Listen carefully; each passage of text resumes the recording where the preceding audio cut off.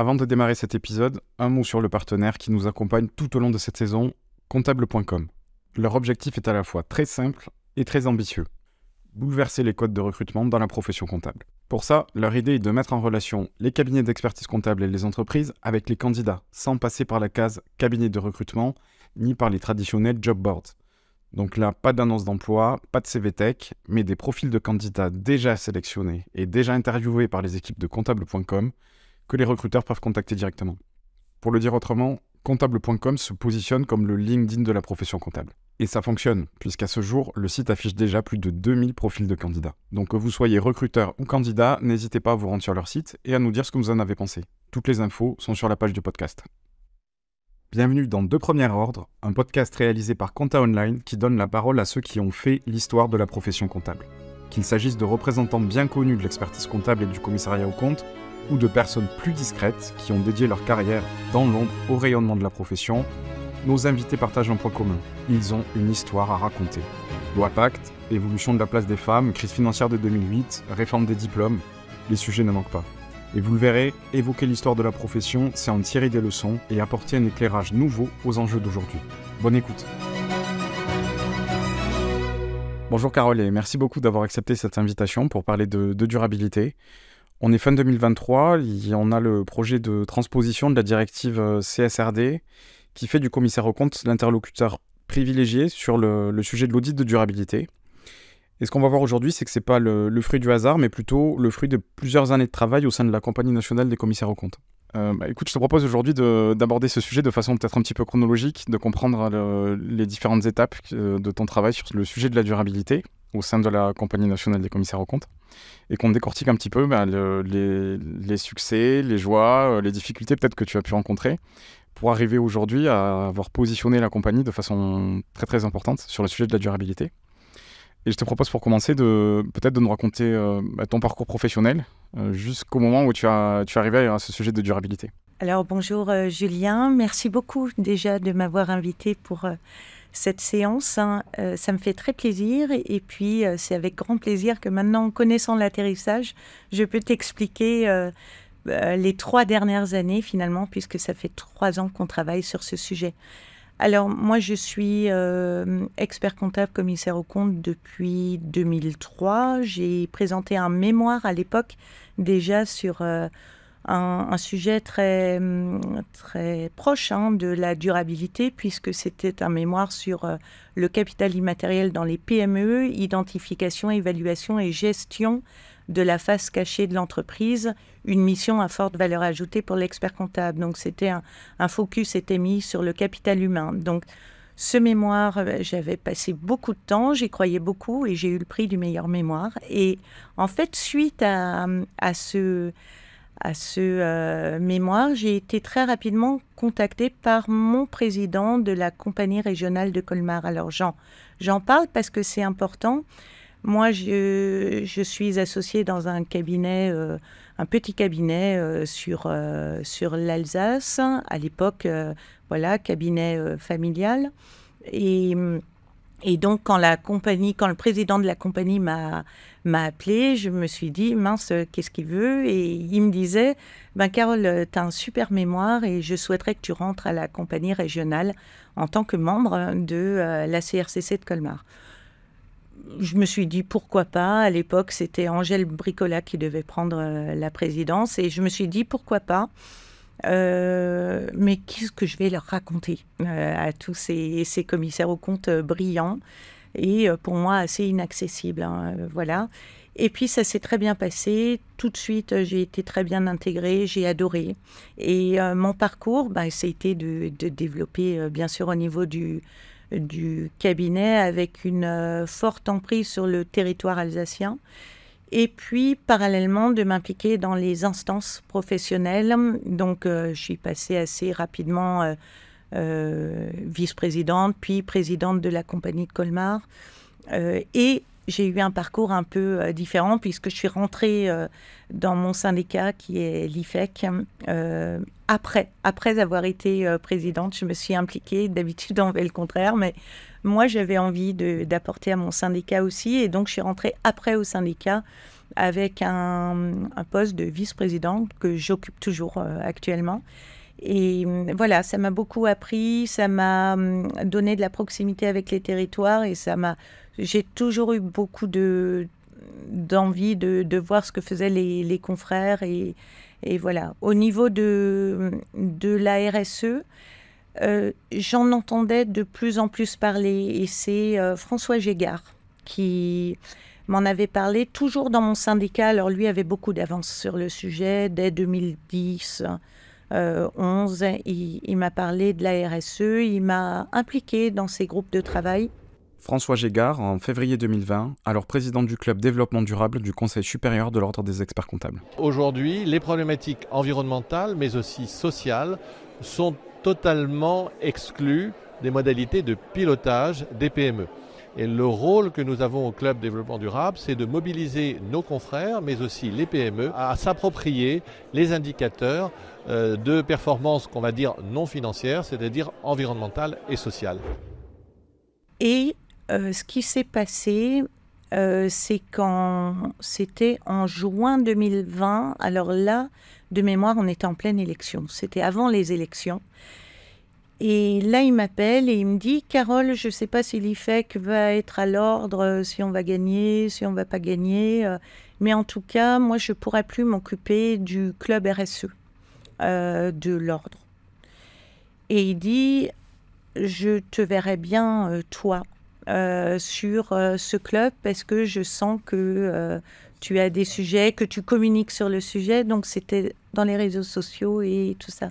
Et je dirais que c'est ce parcours-là et cette rencontre avec François qui a certainement déclenché la suite avec un appel, je t'en parlerai, de Yannick Olivier. Donc ça, c'est l'élément déclencheur, mais dès le début, si le sujet de ton mémoire, c'était déjà sur des sujets, le capital immatériel, mais comment ça se fait qu'alors que les études sont... Normalement, quand on fait les études d'expert comptable, de commissaire aux comptes, au départ, il y a quand même une appétence peut-être pour les chiffres, pour la finance. Et comment ça se fait que dès le début, toi, tu avais cet intérêt pour des sujets non financiers, on peut dire peut-être? En fait, c'était monsieur... Je m'étais inscrite parce que je me suis dit, j'ai trop de boulot. J'avais trop de boulot dans mon cabinet en tant que stagiaire. Hein, à l'époque, c'était encore stagiaire. J'avais trop de travail et je m'étais dit, pour y arriver au niveau de mon mémoire, il faut que je m'inscrive absolument à un programme où tu es obligé d'avancer tous les 3 mois, tu es obligé de rendre quelque chose pour avancer sur ton mémoire. Et là, je suis tombée sur un gars exceptionnel, monsieur Pinheiro Vargas, qui est très connu dans la profession, et qui m'a dit, qui nous avait donné des devoirs pour la fois d'après. Il avait dit, la prochaine fois, vous venez avec un pitch de 5 minutes, un plan et juste un sujet. Et moi, le vendredi soir, donc on avait rendez-vous le samedi, c'était à Paris, moi j'étais en Alsace. Le vendredi soir, je me suis dit, mince, je n'ai pas travaillé sur mon sujet. Mais j'avais un parcours, j'avais étudié en Grande-Bretagne, j'avais fait un parcours sur Londres, j'avais fait pas mal de choses avant.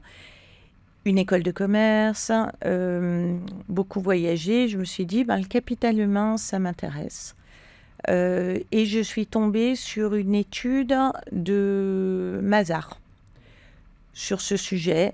Et je me suis dit, allez, je me lance. Et le lendemain, à Paris, devant toute la petite promo que formait monsieur Pinheiro Vargas, je me suis lancée. Il m'a regardée, pour tout te dire, il m'a dit, vous et le sujet de votre mémoire, on va faire un carton.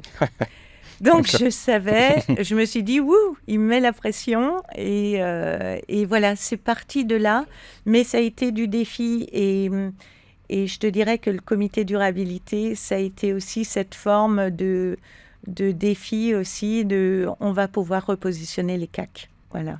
Ouais, c'est déjà super intéressant. Très bien. Donc là, on était au moment où le club RSE de l'ordre. Et là, comment ça se passe à ce moment-là, quand on te donne les clés un peu du club? L'IFEC perd à l'ordre, oui. On le sait. L'IFEC perd à l'ordre, bon. Et très rapidement, Yannick Olivier gagne la CNCC. Son bureau est en place, on connaissait son bureau. Et dès le mois d'octobre, donc tout de suite à la mise en place de son bureau, il m'appelle, donc moi je n'étais pas élue de la compagnie nationale, il m'appelle, il me dit « Carole, on a des sujets de RSE, je vois que tu postes des choses. Je vois que tu as travaillé sur des programmes pour les élections. J'avais travaillé dans le cadre de mon syndicat sur des programmes avec les différents candidats. J'avais proposé des choses. Et il dit, je souhaiterais que tu t'impliques au niveau de la compagnie nationale, si tu es d'accord. Donc moi, je ne voulais pas d'histoire avec François Gégard. J'ai dit, je ne veux pas lui prendre une place ou... voilà, je suis reconnaissante de ce qu'il m'a apporté également. Et puis il dit non, François va s'occuper des associations, il ne pourra pas tout faire. Et puis c'est en accord avec François. Donc voilà, pour faire le lien avec ce que je te disais tout à l'heure. Donc ça s'est passé comme ça, il m'a appelé. Dans la foulée, Nathalie Malisset m'appelle et me dit « Carole, je suis en charge de la commission prospective et innovation de la CNCC et nous allons développer un volet, un département, un GT RSE. Et Yannick Olivier souhaiterait que ce soit toi. Donc, ça va se passer comment ? Je serai directement en charge de ce sujet-là au niveau du Bureau national. Et donc, toi, si tu peux commencer à monter une équipe à tes côtés. Parallèlement à ça, et c'est important, Laurence Riva, associée Deloitte, alors avec un CV énorme en matière, que ce soit, alors pas tant au niveau de la durabilité, mais au niveau des IFRS, au niveau de tout ce qu'elle a fait au niveau européen, au niveau international. Une sommité pour moi, voilà. Et puis elle écrivait au président du département EIP, qui est Jean-Paul Thiel, et elle lui disait il faut absolument qu'on structure quelque chose au niveau du COMEX EIP et qu'on mette un Corporate Reporting Department, quelque chose en place, puisqu'on a des sujets et la France n'est pas structurée. La CNCC n'est pas structurée pour répondre aux différentes questions qui vont se passer. Yannick a tout de suite dit, et je ne veux pas que ce soit uniquement un sujet de très grand cabinet, et c'est aussi comme ça qu'il me l'a présenté. Et il m'a dit, et donc c'est la raison pour laquelle il a pensé à moi, il a dit, je veux embarquer les plus petits si ça aboutit. Et celle qui peut le faire, c'est Carole. Et donc ce binôme, donc on m'a demandé d'être coprésidente de ce comité-là, avec 2 sponsors. Et nos 2 sponsors, c'est donc Nathalie Malisset et Jean-Paul Thiel, qui sont au Bureau national. Et c'est vraiment comme ça que ça s'est créé. Et donc, si on regarde les différents appels, c'était entre octobre et décembre que tout s'est fabriqué, où il a fallu qu'on commence à proposer des choses, puisque au niveau du bureau, il fallait aussi convaincre. Peut-être une petite précision sur le vocabulaire, parce que là on a dit alternativement RSE et durabilité. Il y a le terme durabilité qui s'est imposé là récemment, mais effectivement en 2020 on parlait plutôt de RSE que de durabilité. Oui, c'est là, ça, et ouais. nous on parlait que de RSE, et je pense que c'est là qu'on n'était pas suffisamment crédible. RSE, ça a une connotation, c'est une stratégie, c'est une politique, mais c'est pas suffisamment, ça n'a pas suffisamment de force pour moi. Donc, quand on parlait de RSE, ceux qui ne connaissaient pas ils prenaient ça à la légère. Ça avait moins de poids que de parler de fiscalité ou de parler de... voilà, je me retrouvais avec ces... il y avait une étiquette, une connotation en fait. Voilà, oui, et puis ceux qui parlaient de RSE, souvent, eh bien, ils n'étaient pas... c'était léger comme sujet, alors que on se méprenait. Et c'est aussi pour ça qu'on a créé ce groupe qui s'appelle, alors je reviens, il s'appelle le GTNFR au début. C'est un groupe de travail Non-Financial Reporting, qu'on a appelé comme ça, GTNFR, qui dépendait donc de la commission prospective et innovation. Et pourquoi il a été créé? Et donc on a dû rédiger, donc mon premier appel avec Laurence Riva, c'était le 5 janvier 2021. Premiers échanges et première question de Laurence, mais pour toi, c'est quoi les PE? Qu'est-ce que tu vas apporter? C'était rigolo parce que on se demandait ce que chacun allait pouvoir apporter, et moi, j'avais tellement à prouver aussi à ces experts, mais avec ma réserve à moi, parce que moi, je ne savais rien. Mais Rien du tout. C'était que des personnes qui étaient OTI, c'est-à-dire organismes tiers indépendants, qui étaient accrédités COFRAC, qui avaient une grosse avance. Et moi, je débarquais. Mais j'avais une approche beaucoup plus territoire. Comment est-ce qu'on va pouvoir vendre tout ce qu'on fait au niveau de nos parties prenantes, comment on peut communiquer, comment on peut embarquer la profession, comment on peut convaincre nos présidents de compagnies régionales. Eh bien, en fait, c'est ce rôle-là que moi j'ai joué avec tous ces experts. Et là, tu parlais des OTI. Est-ce qu'on peut prendre juste 2 minutes pour faire un peu la photo du paysage en 2020 ou début 2021 ? Sur ce sujet, il y a un sujet on sait qui va arriver au niveau européen. Et en France, on en est où ? Il y a les OTI les organismes de certification, en fait, qui sont positionnés. C'est ça un peu le paysage ? C'est plutôt Alors, les le acteurs, paysage en 2020, c'est 33 OTI, dont 28 CAC. 28 CAC, tous les CAC qui étaient autour de la table. Et je reviens sur ce point-là, quand on nous a dit feuille de route devant le bureau, parce qu'il fallait convaincre le bureau. On a eu de la chance, on a eu un président, Yannick Olivier, qui croyait dès le début il a impulsé les idées, il a dit je veux ça, je veux du simple, je veux embarquer tout le monde. Yannick Olivier, président de la Compagnie nationale des commissaires aux comptes, en novembre 2020 sur le plateau de Décideur TV. Et je souhaite, et c'est notre première ambition, que justement ce commissaire aux comptes-là, le commissaire aux comptes à sa mission de certification ou les autres missions qu'il pourra mener demain, soit cet acteur incontournable de la sécurité, de la transparence, de la prévention, des données, au travers des données financières, mais aussi extra-financières. Il y a une vraie place à prendre. L'objectif, c'est donc de trouver notre bon centre de gravité dans le nouveau système économique qui quand même change énormément. Et donc on a cette ambition d'avoir donc un vrai objectif de positionnement. Moi, je savais comment il voulait que ce soit écrit.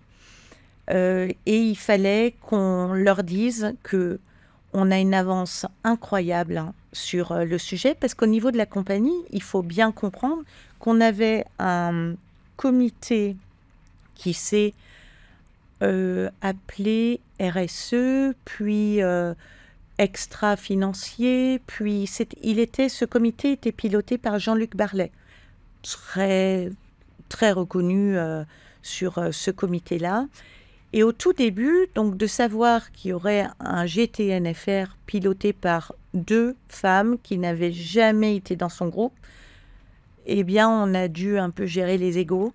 On a dû jouer un peu des coudes, on a dû rassurer, on a dû expliquer que, en fait, il y avait un marché pour tout le monde et que nous, on avait un rôle que le président nous a donné et qu'on ferait au mieux et qu'on donnerait énormément de transparence toujours dans ce qu'on allait faire. Donc, OTI, 28 CAC, et ces 28 CAC, on a essayé qu'ils soient tous représentés dans notre GTNFR. Parce que là, aujourd'hui, le sujet de la durabilité, il n'y a plus trop de doute quand on regarde les conférences sont remplies, tout le monde communique sur ce sujet. Donc là, c'est facile à la fin on n'est pas à la fin, mais à ce stade-là de l'histoire, de voir que c'est un sujet important. Mais je me dis à l'époque, quand tu en parlais autour de toi, je ne sais pas, dans des congrès, dans des rencontres informelles, quelle réception il y avait quand tu abordais ce sujet ? Alors, je ne sais pas si tu te souviens, il y a eu les assises en 2021, marché de la confiance. Donc, en fait, moi, quand je regarde ça avec un peu de recul, je me dis, on a posé des briques. Donc, 2021, on a dû construire tout ça. Moi, honnêtement, on me disait... Ok, mais est-ce que, même ici, les permanences disaient, certains qui ne travaillaient pas sur nos sujets, pourquoi on donne autant d'importance ? Il leur faut beaucoup de monde, il leur faut beaucoup de... Voilà, pour développer. Carole fait beaucoup de choses, est-ce qu'on doit faire tout ça ? Donc, il a fallu parfois poser un petit peu pour que tout le monde... assimile qu'il y avait quelque chose. Bon, systématiquement, Yannick disait, dans toutes les réunions que je l'ai entendu, alors mes réunions syndicales, systématiquement, il disait, on a ce sujet. Et à force de le dire, et systématiquement, il disait tout le travail qui était fait, avec Nathalie, Jean-Paul, moi-même, puisqu'on était dans ces mêmes réunions, Laurence... il le rappelait constamment. Puis nous avons eu les assises vers un marché de confiance. Et là, là, c'était renouer, cette fameuse année 2021, c'était renouer avec nos parties prenantes. C'est-à-dire que rediscuter avec eux. On sortait quand même d'un contexte, loi Pacte, Covid, qui était extrêmement compliqué pour les commissaires aux comptes. Et je me rappelle de propos de Jean Boucaud qui disait « Oh là là, je ne pensais pas éteindre la lumière ». Jean Boucaud, ancien président de la Compagnie nationale des commissaires aux comptes, dans le podcast De Premier Ordre. Mais je me rappelle très bien, puisque on est dans l'histoire, être arrivé à mon premier rendez-vous avec la directrice des affaires civiles et du Sceau, en lui disant, c'était vraiment juste après mon élection, en lui disant, Madame la directrice, est-ce que je viens d'être élu, est-ce que vous attendez de moi que j'éteigne la lumière ? Elle m'avait regardé, alors c'était un peu provocateur, je le concède, ça avait un peu surpris mon délégué général, il m'avait dit que je trouvais que je parlais peut-être un peu trop directement, mais c'était un peu l'esprit dans lequel on se situait les uns les autres. C'était difficile, nous on était en région, on se disait c'est pas possible, on croit à notre profession, on était plusieurs assez remontés, et là d'avoir à nouveau du contact, de pouvoir échanger avec des parties prenantes, voir qu'il se passe des choses en région, que le MEDEF a envie de venir à nos tables rondes, de voir qu'il se passe des choses, de voir que les assises, finalement, on a aussi des messages qui sont intéressants, qu'on a besoin de plus de confiance, de plus d'assurance. Eh bien, ça, c'était la première brique qui était posée. Ensuite, Yannick a tout de suite dit, le prochain thème, c'est la durabilité. Alors, tout de suite après la première brique. C'est arrivé rapidement. En fait, c'était le thème des assises de 2022. Donc, marché de la confiance, c'est fin 2021. Donc, c'est là qu'on avait fait tout ce travail de lancement où on avait répondu. Alors, ce qu'on n'a pas vu forcément dans la presse, c'est qu'on a répondu à Olivia Grégoire sur les PE, les besoins. On a répondu, on a dû... faire travailler nos équipes sur des plateformes que développait le gouvernement. On a dû faire beaucoup de choses qui ne se sont pas vues, mais pour aider, pour replacer les CAC, pour communiquer, en plus de tout le lobbying qui était fait par le bureau au niveau européen, parce qu'il s'est passé beaucoup de choses au niveau européen. Mais ça, je dirais, oui, première phase. Et ensuite, on a annoncé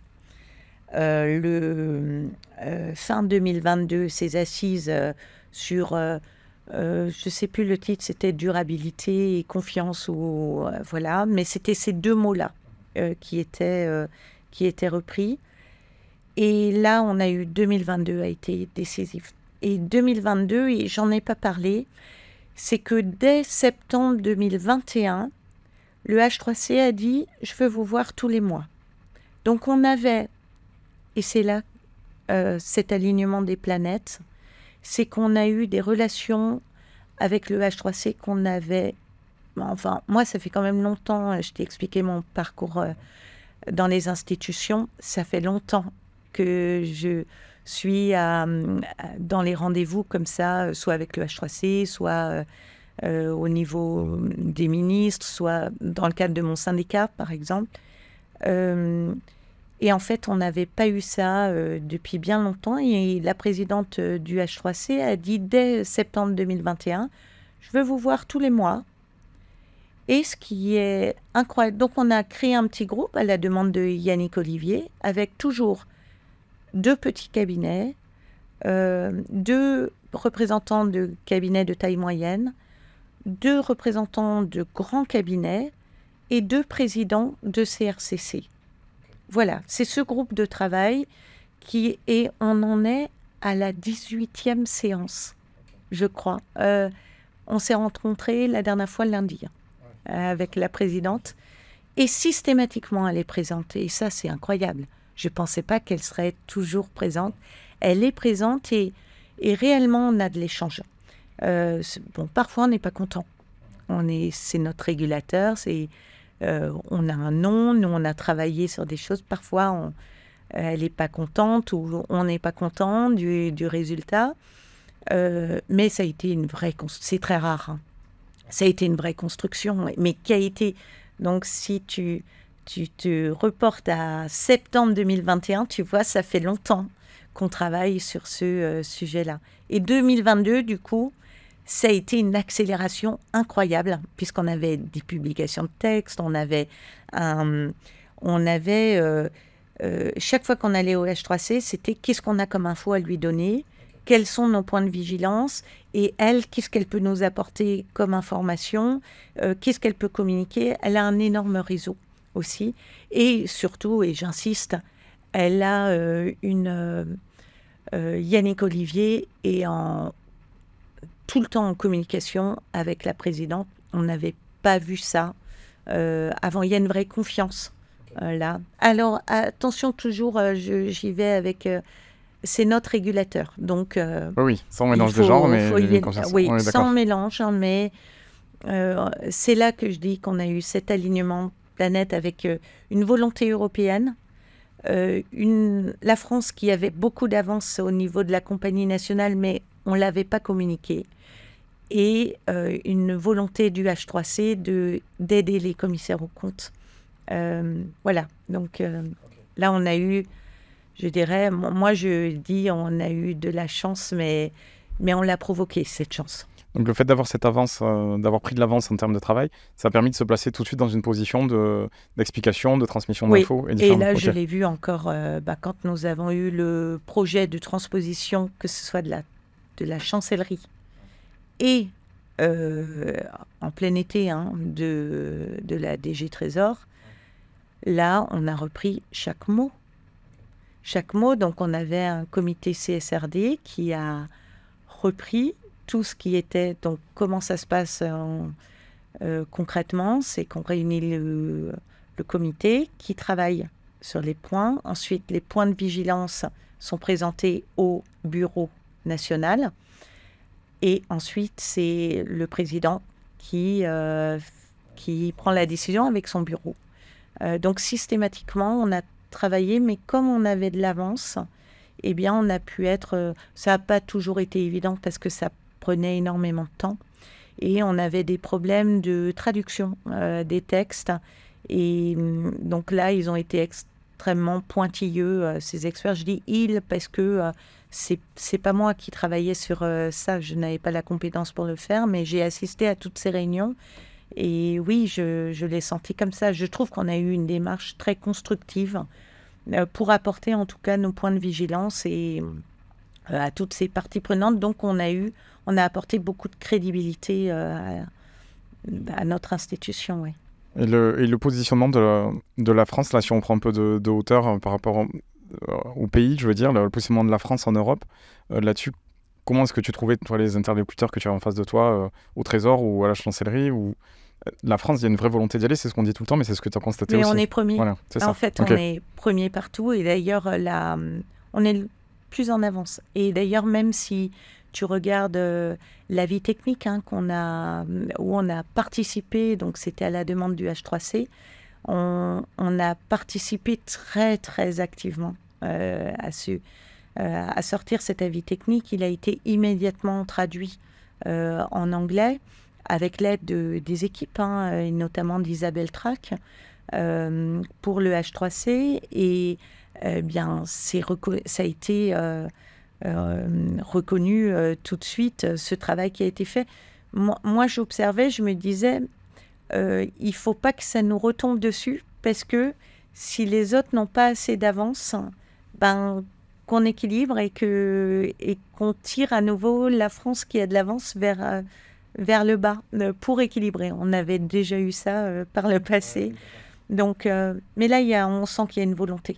On sent qu'il y a une vraie volonté sociétale d'avancer. Voilà. Il y aura toujours des troubles faits, je dirais, mais là, on a une vraie avance et il faut qu'on transforme l'essai sur tous les territoires maintenant avec des acteurs qui peuvent signer, oui, et donc des CAC. Mais on peut en parler là si tu veux des territoires, parce que tu voulais l'évoquer tout à l'heure. Donc là, on était au niveau de la CNCC qui fait ce travail de liaison, d'explication, décortiquer les textes, etc.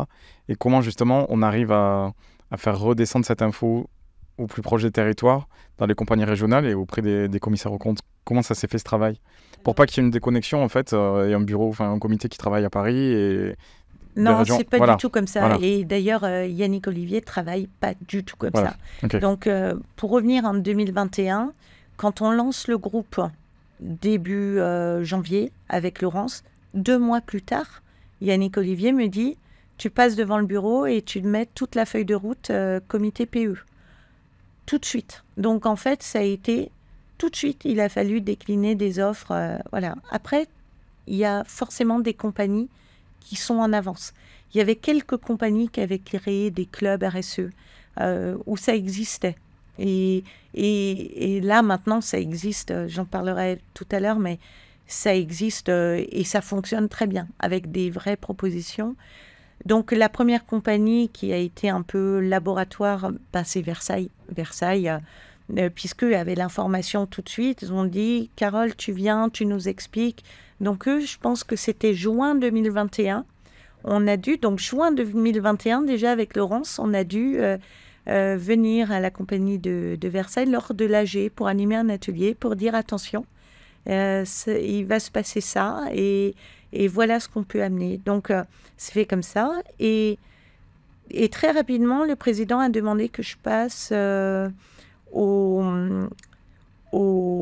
Conseil national et d'abord devant tous les présidents. Oui, devant tous les présidents, puisque dès 2021, on avait développé ce DIAG RSE. Et ça, c'est important parce que le comité PE, c'était de la communication sur les territoires, ma feuille de route.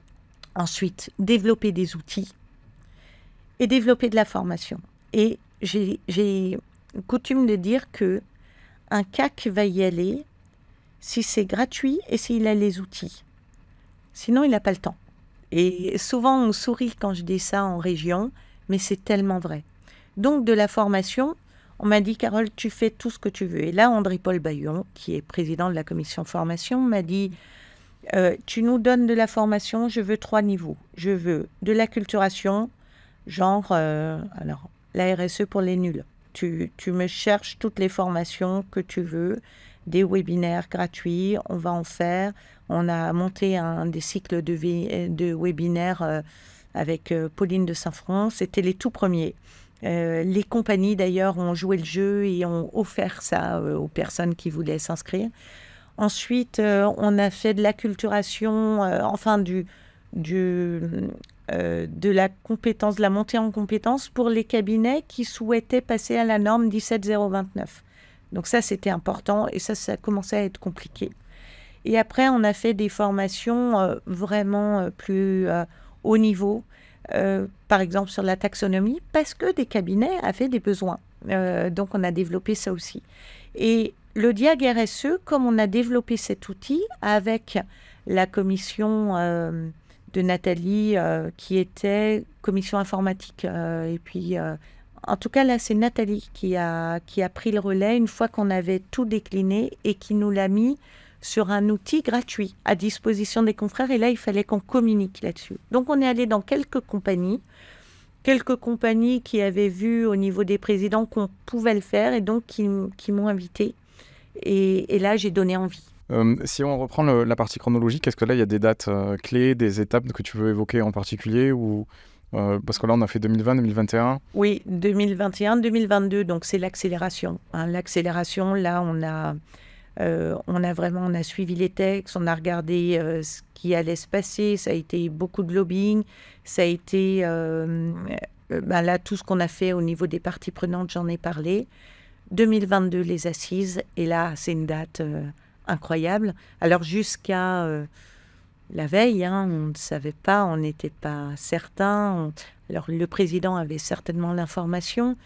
On avait tout fait pour que ça marche et on a eu des assises extraordinaires. En plus, à Rennes, super bien organisées, une salle pleine, des commissaires aux comptes remontés à bloc, des textes européens qui sortent...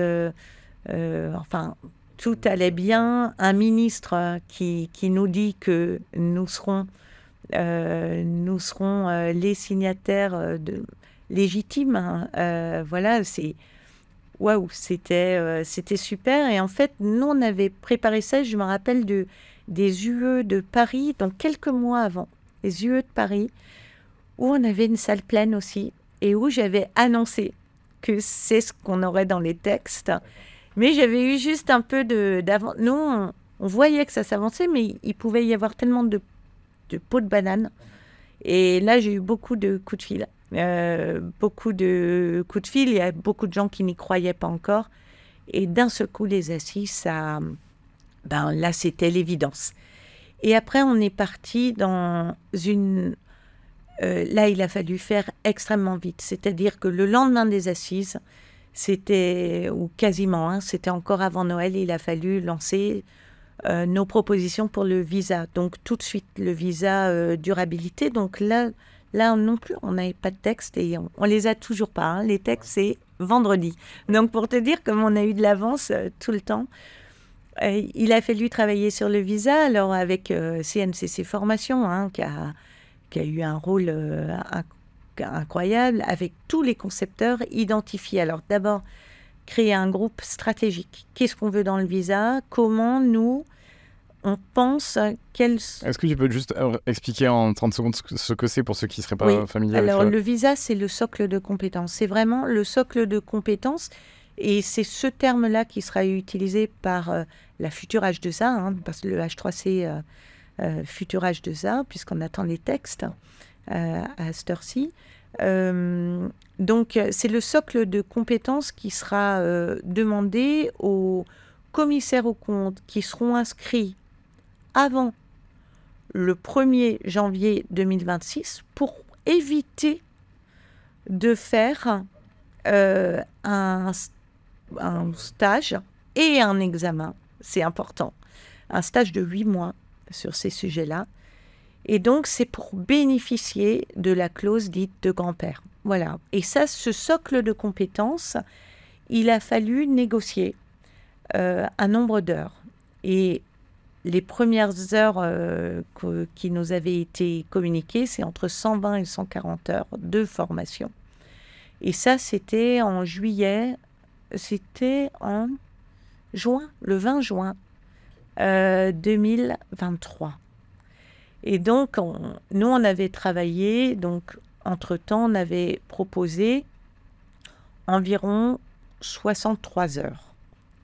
63 heures. Et on avait développé ce socle de compétences avec 4 piliers. Les enjeux ESG, d'abord, un pilier important, comprendre les enjeux ESG. Ensuite, un pilier sur les normes ESRS. Ensuite, un pilier sur la taxonomie, un peu plus petit mais nécessaire. Et un pilier important sur l'assurance, comment donner de l'assurance. Donc ça, c'était notre schéma initial.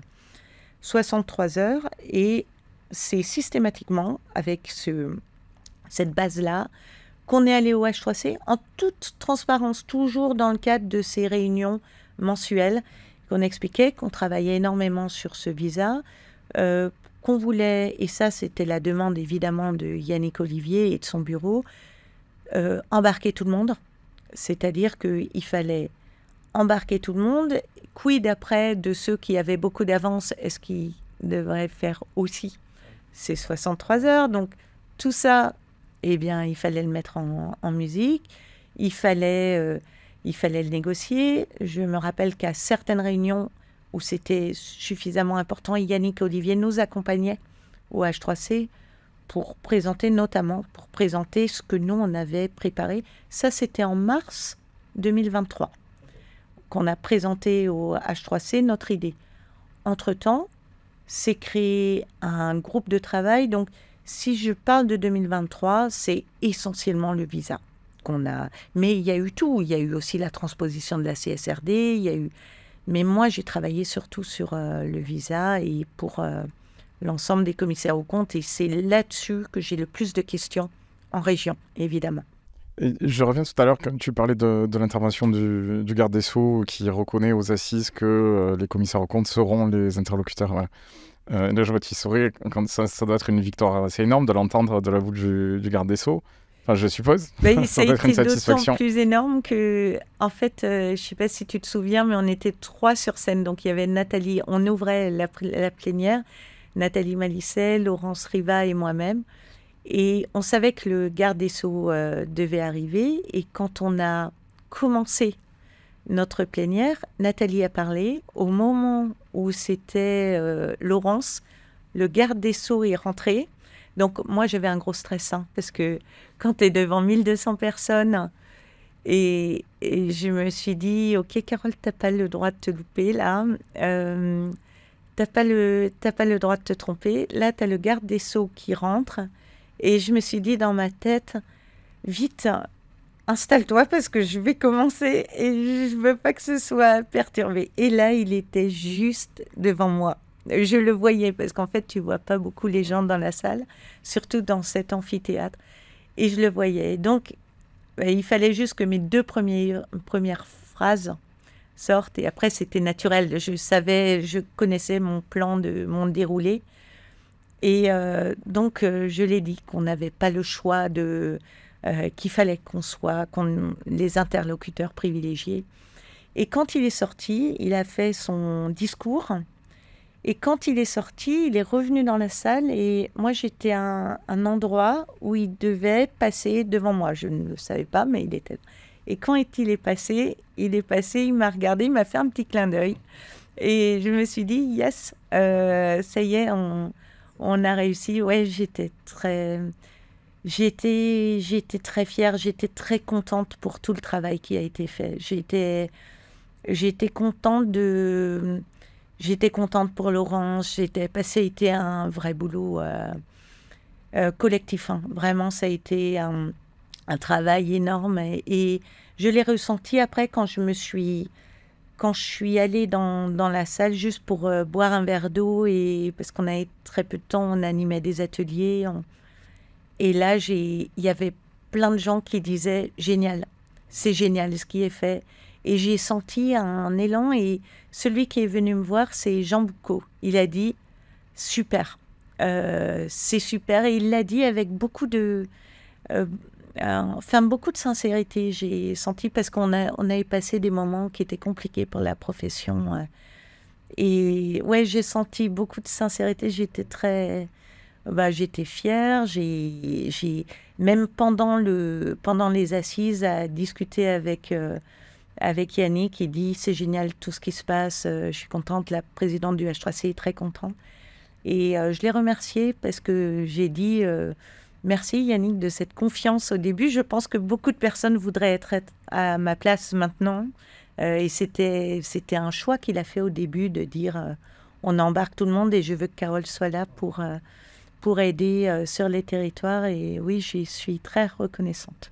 La question qu'on se pose quand on t'écoute, c'est pourquoi les commissaires aux comptes ont fait tout ce travail de préparation, ont ce positionnement qui est devenu une évidence, et on se dit pourquoi les experts comptables n'ont pas fait le même travail et n'ont pas aujourd'hui le même positionnement, forcément.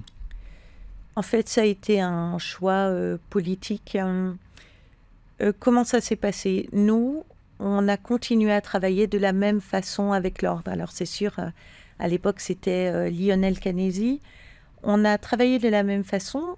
On a créé notre comité qui était à nous, notre GT-NFR, d'accord. Eux avaient leur club RSE, piloté et présidé par Hervé Bigot. Et on a travaillé de la même façon dans la mesure où on a monté avec eux le trophée RSE. Donc on a travaillé de façon très active avec tous les sachants, mais vraiment... Et c'est mes copains du comité durabilité, finalement, de maintenant. À l'époque, il y avait encore Pascal Baranger, Jean-Luc Barlet, Audrey Leroy, Nicolas Aubrin. Voilà, c'était les personnes et moi-même. Et on a repris tous les questionnaires, on les a mis à jour pour le trophée RSE et pour organiser cette manifestation commune avec l'ordre. Et un jour, on a eu... la demande d'Hervé qui était très désolé. Il a dit, écoute, je suis désolé, mais on n'a plus le droit de travailler ensemble. Donc, ça a été comme ça parce qu'il y a des choix qui sont faits et que je respecte. Il y a des choix qui sont faits au niveau de l'institution. Donc je me suis dit, mince, on a fait un boulot énorme. Moi, je connaissais très bien Jean-Luc Flabeau, moins Lionel. Jean-Luc a dit, bon, écoute, c'est un choix. Moi, je crois mais au niveau de l'ordre, on a d'autres priorités. Donc, voilà. Par contre, alors j'ai dit, attends, nous, on a bossé des heures tous là. Il dit, est-ce que je peux reprendre ça? Parce que nous, on y croit, quoi. Et donc, on a repris et on a lancé les fameux challenges durabilité. Là, j'ai eu tout de suite l'autorisation du président qui a dit, tu organises. On a monté un super... et on a rajouté un prix qui était le prix du meilleur mémoire. Voilà. Ça s'est fait comme ça. Et donc, on n'a plus entendu l'ordre. Bon, Hervé était très désolé à l'époque, mais c'était un peu compliqué pour lui aussi. Et donc, on a co-animé un atelier, c'était en 2022, en septembre 2022, où là, je lui apprenais que les CAC allaient certainement être et qu'on n'aurait plus besoin de COFRAC. Voilà, c'était la grosse annonce des universités d'été qui m'ont valu pas mal de coups de fil. Et en fait, Hervé avait été tellement abasourdi de cette nouvelle qu'il avait dit « On peut applaudir la compagnie nationale ». Ah oui, tu lui avais annoncé devant la... En fait, comme il n'avait pas suivi, et je sais que Vincent Régnier a dit « Mais t'aurais dû suivre, qu'est-ce qui se passait là ?» Et voilà, bon, je me rappelle qu'on s'en était un petit peu amusé. Voilà, ça s'est passé comme ça. Et puis après, bon, là, ça va aller très vite. On connaît ce qui s'est passé après. Cécile de Saint-Michel a eu une autre posture. Et puis, de toute façon, les textes étaient sortis, les annonces étaient faites. Voilà, et encore hier, je suis allée à la journée de l'ordre et puis j'ai assisté au congrès. Voilà la meilleure possibilité, mais je le disais aussi parce que moi aussi, je suis expert comptable et je fais du conseil aussi. J'ai cette casquette-là. Je me suis dit comment faire au mieux, comment les conseiller, parce que j'ai vraiment envie qu'ils réussissent. Et aller au COFRAC, waouh, bon courage. Je ne crois pas du tout que les confrères iront vers ça. La solution, c'est effectivement, tu es obligé maintenant de t'inscrire à la compagnie nationale, et ça j'insiste, s'inscrire avant le 1er janvier 26, donc le faire dès à présent, être sur cette fameuse liste et suivre ce socle de compétences que vous offre la compagnie nationale dès le 15 novembre prochain, qui a de 90 heures. Qu'est-ce que c'est 90 heures? Vous avez, d'abord ça va rentrer dans vos obligations de formation, donc ça c'est juste génial.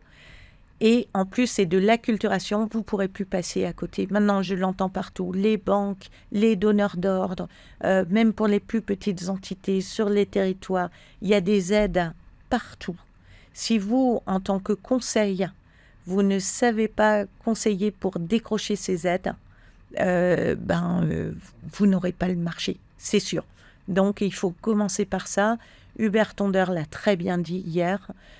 C'est très clair, ses propos sont très clairs. Moi, je réponds systématiquement de la même façon et voilà, et je suis contente de ça parce qu'on sent qu'il y a un mouvement incroyable. C'est une éclatante victoire pour la profession et maintenant on est en pleine période de rugby là, on va transformer l'essai parce que il faut qu'on soit nombreux au bout.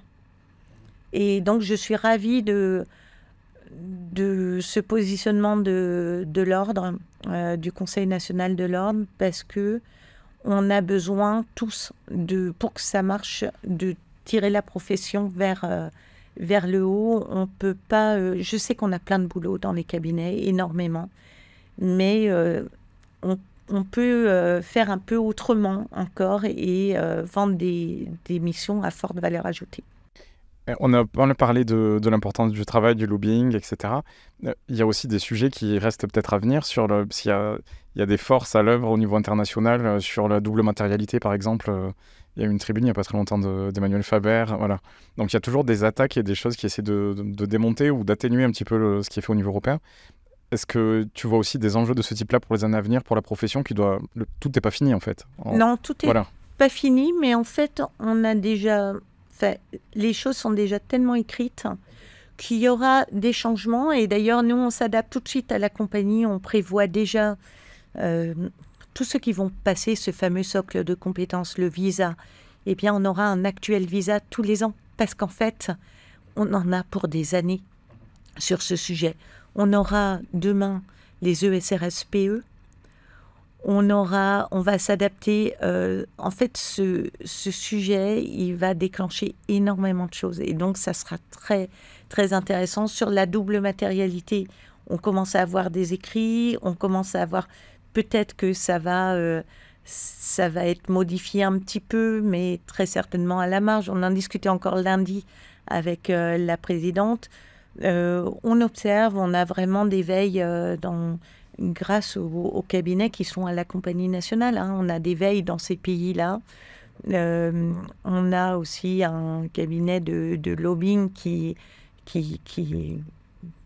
intervient. Voilà, donc c'est intéressant de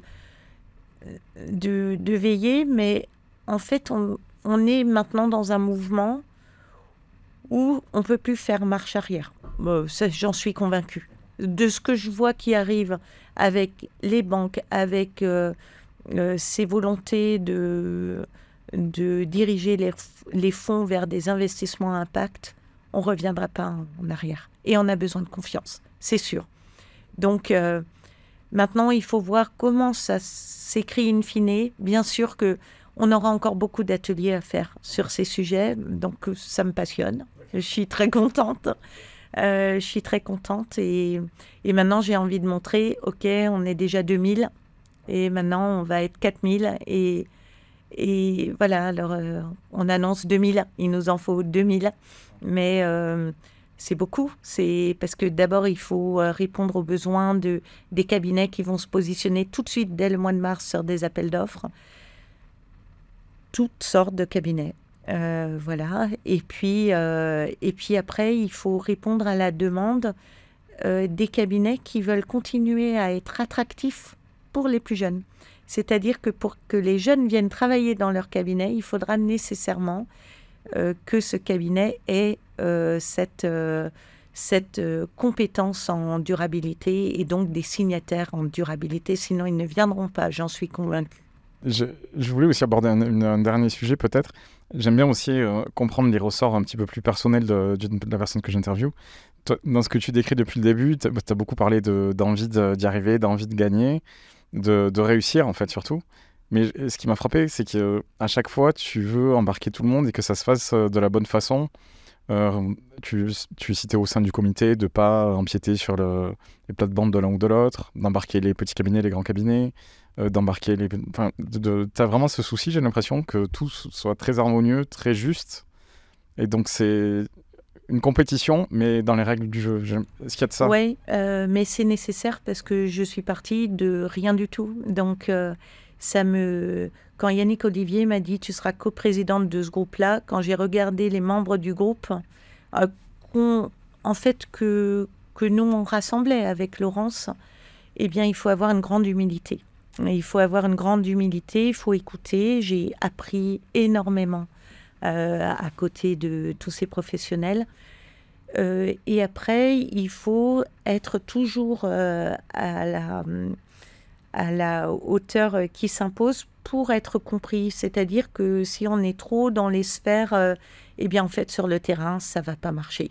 Les commissaires aux comptes ne vont pas nous croire. J'étais moi-même présidente de compagnie, donc je connais comment ça se passe, j'ai suivi la loi Pacte, je sais comment ça se passe sur le territoire.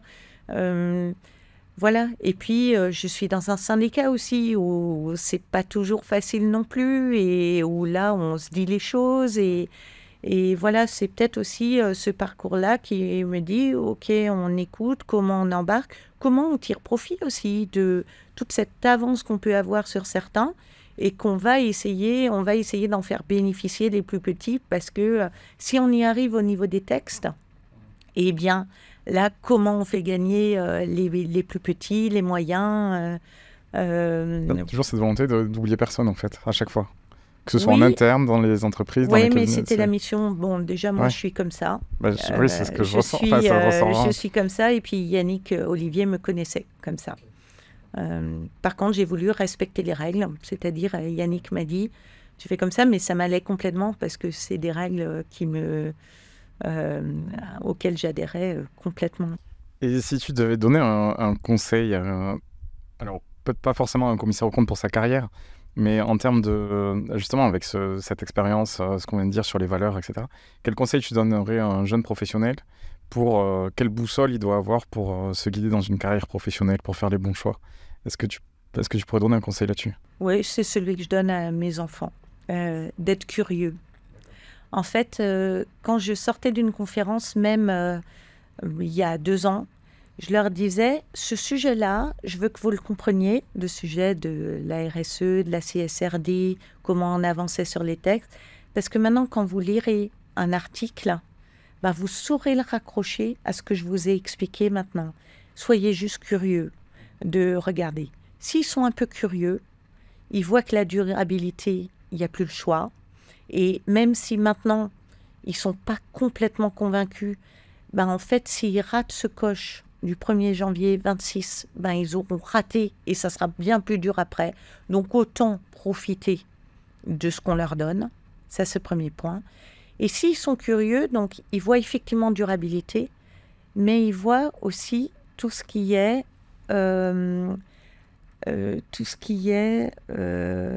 cybersécurité, auditer, tout ce qui est intelligence artificielle. Ces sujets-là, nécessairement, ils seront dans 2 ans. Et si eux n'y vont pas, eh bien, en fait, d'autres le feront. Mais il y aura toujours besoin de ce jugement professionnel humain où eux devront avoir eu l'info pour dire à leurs clients est-ce que vous n'avez pas entendu parler de ça? Et d'ailleurs, c'est ce qu'on développe actuellement à la compagnie. Des FAQ, des quiz, des arbres de décision, pour qu'ils aient le réflexe, les clients, de penser commissaire aux comptes. Parce que si le commissaire aux comptes n'a pas communiqué, est-ce qu'il va l'appeler? Et donc là, la com aussi, j'en ai pas parlé, mais la com qui a été faite pour repositionner le commissaire aux comptes partout, et ça c'est le travail de Christelle Dichary, est énorme. Et ça aussi, c'est un travail qui s'est monté sur 3 ans et qui me sert maintenant quand je vais dans les compagnies pour expliquer ce qu'on a fait.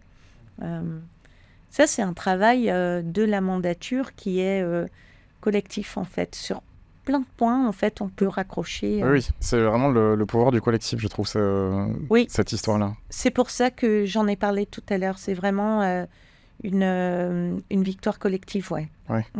Eh bien, merci beaucoup, Carole, pour cet échange qui était à la fois très instructif et très enrichissant. Je pense qu'on a bien compris le rôle et le travail fourni au sein de la Compagnie nationale des commissaires aux comptes pour arriver aujourd'hui à ce positionnement de la profession sur le sujet de la durabilité. Merci beaucoup et à bientôt. Cet épisode est maintenant terminé, merci beaucoup de l'avoir écouté. Si vous ne l'avez pas encore fait, avant de partir, je vous invite à vous y abonner. Et si vous l'avez apprécié, n'hésitez pas non plus à prendre quelques secondes pour mettre 5 étoiles sur l'application que vous utilisez. Ça n'a l'air de rien, mais ça nous permettra de le faire connaître au plus grand nombre. À bientôt dans 2 premières ordres.